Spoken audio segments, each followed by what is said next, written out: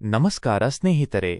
2025ರ ವರ್ಷ Sandalwood box office ಪಾಲಿಗೆ ಬಂಗಾರದ ಬೆಳೆ ಅಂತಾನೆ ಹೇಳಬಹುದು. ಈ ವರ್ಷ ಅತಿ ಹೆಚ್ಚು ಕಲೆಕ್ಷನ್ ಮಾಡಿ ದಾಖಲೆ ಬರೆದ ಟಾಪ್ ಸಿನಿಮಾಗಳು ಯಾವುವು?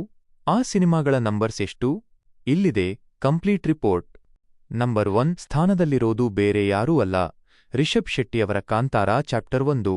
ಈ ಸಿನಿಮಾ ಬರೀ ಕನ್ನಡದಲ್ಲಷ್ಟೇ ಅಲ್ಲ, ವಿಶ್ವದಾದ್ಯಂತ ಹೊಸ ಇತಿಹಾಸ ಸೃಷ್ಟಿಸಿತು.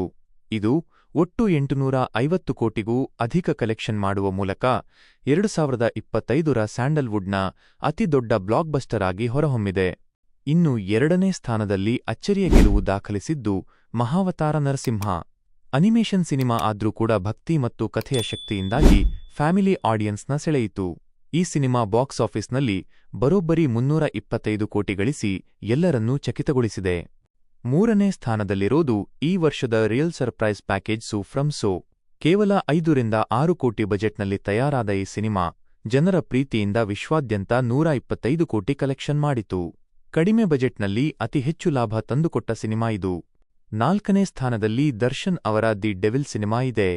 ಡಿಸೆಂಬರ್ನಲ್ಲಿ ಬಿಡುಗಡೆಯಾದ ಈ ಸಿನಿಮಾ ಆರಂಭದ ದಿನಗಳಲ್ಲೇ ಭರ್ಜರಿ ಓಪನಿಂಗ್ ಪಡೆಯಿತು. ಸದ್ಯದ ವರದಿಗಳ ಪ್ರಕಾರ ಈ ಸಿನಿಮಾ 47 ಕೋಟಿಗೂ ಅಧಿಕ ಕಲೆಕ್ಷನ್ ಮಾಡಿ ಮುನ್ನುಗ್ಗುತ್ತಿದೆ. ಇದು ಪಕ್ಕಾ ಮಾಸ್ ಪ್ರೇಕ್ಷಕರ ಸಿನಿಮಾ. 5ನೇ ಸ್ಥಾನದಲ್ಲಿ ಕಿಚ್ಚ ಸುದೀಪ್ ಅವರ ಮಾರ್ಕ್ ಸಿನಿಮಾ ಇದೆ.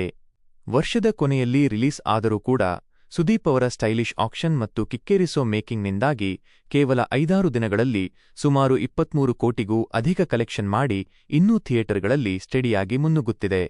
ಒಟ್ಟಾರೆಯಾಗಿ ಹೇಳೋದಾದ್ರೆ 2025ರಲ್ಲಿ ನಮ್ಮ ಕನ್ನಡ ಸಿನಿಮಾಗಳು ಬರೋಬ್ಬರಿ 1,500 ಕೋಟಿಗೂ ಅಧಿಕ ಹಣವನ್ನ ಬಾಕ್ಸ್ ಆಫೀಸ್ನಿಂದ ಬಾಚಿಕೊಂಡಿವೆ. ಇದರಲ್ಲಿ ನಿಮ್ಮ ಫೇವರಿಟ್ ಸಿನಿಮಾ ಯಾವುದು ಅನ್ನೋದನ್ನ ಕಮೆಂಟ್ ಮಾಡಿ. ವಿಡಿಯೋ ಇಷ್ಟವಾಗಿದ್ರೆ ಶೇರ್ ಮಾಡಿ, ಚಾನೆಲ್ ಸಬ್ಸ್ಕ್ರೈಬ್ ಮಾಡೋದನ್ನ ಮರಿಬೇಡಿ.